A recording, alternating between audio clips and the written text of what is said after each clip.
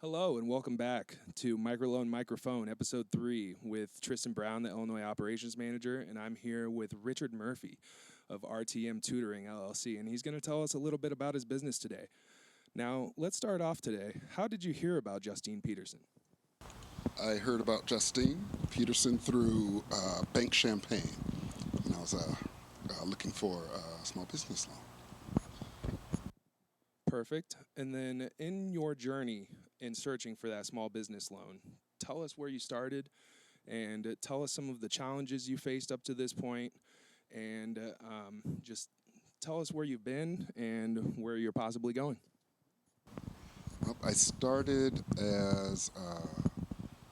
with one student in person up in Chicago, and that kind of started growing, and there were a lot of trial and errors in my journey, I guess. I tried doing a group thing in person, and that didn't kind of work. And I tried to do a group thing where I'll do some students in person and then others online, and that didn't work. Well, that didn't really get started because COVID. So then everything went online.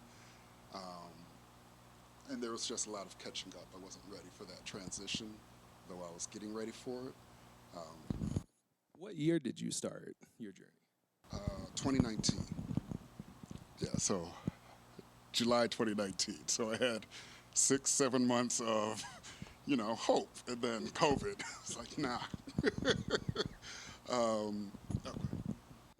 Tell us a little bit about the usual process and what services you usually provide and what that looks like whenever someone comes to you.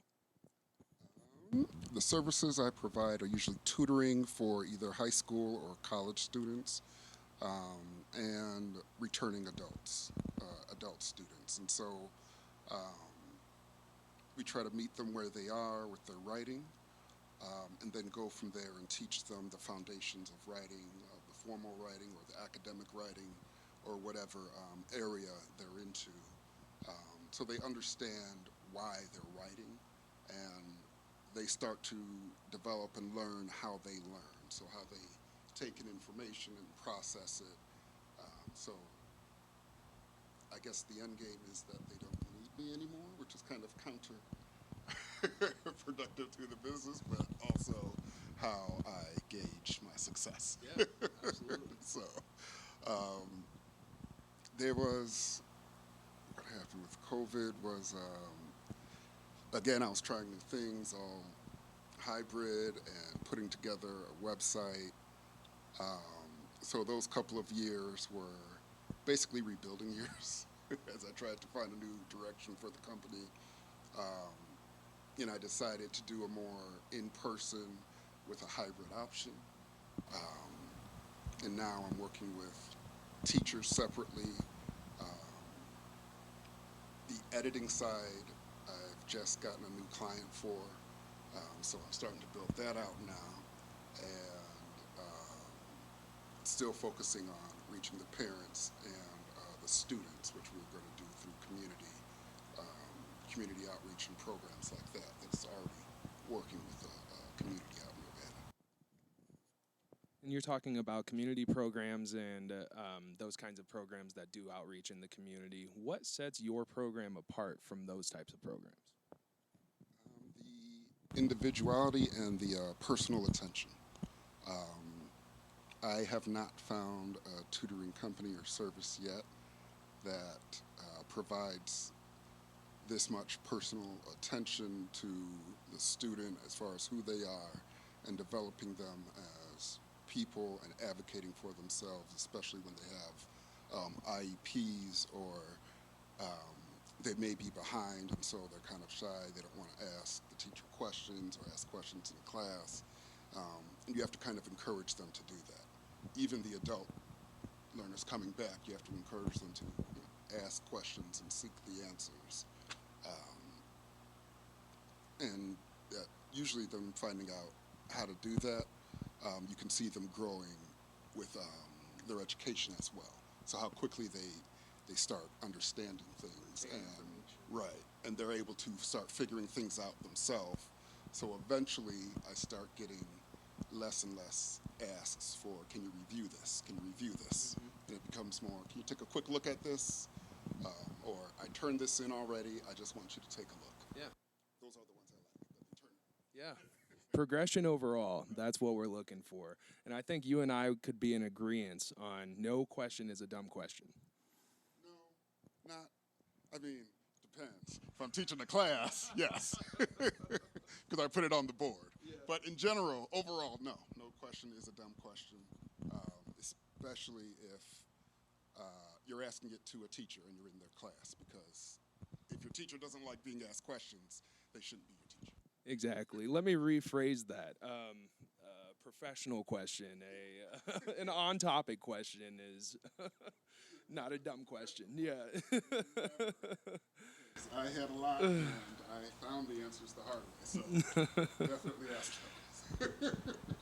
All right. So I'm going to kind of segue on to our next question is, what do you think of Justine Petersen and your overall experience with the different products that you've been through? And you were also just went through the credit building session as well.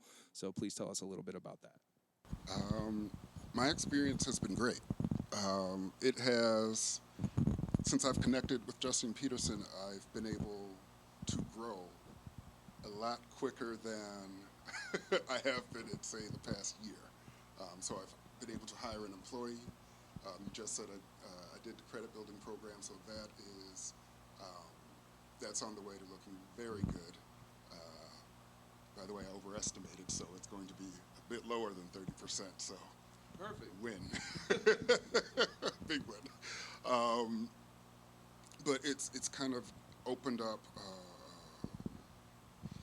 and I'm not sure how you guys did this, but I guess networking or opportunities that I didn't quite have before, and maybe that's just because I was stressing about all the other things that I was trying to get done without having another person on board. And so I couldn't see that far out, sure, because I'm still trying to deal with the mountain of stuff in front of me and still tutor and whatnot. So that has been the biggest change since working with Justine Petersen. Just being able to put out milestones and set and achieve those goals in the time allotted has been a great help. And being able to focus on getting out into the community and start networking has also helped a great deal. Absolutely. So let's finish this off with what are your future goals and what advice, if any, would you give to someone just starting out their small business? My future goals are to, if I want to be lofty, I want at least, I want to hire 4 tutors by the fall of this year. And ideally, I'll be in at least one school, one Urbana grade school, high school, and community project.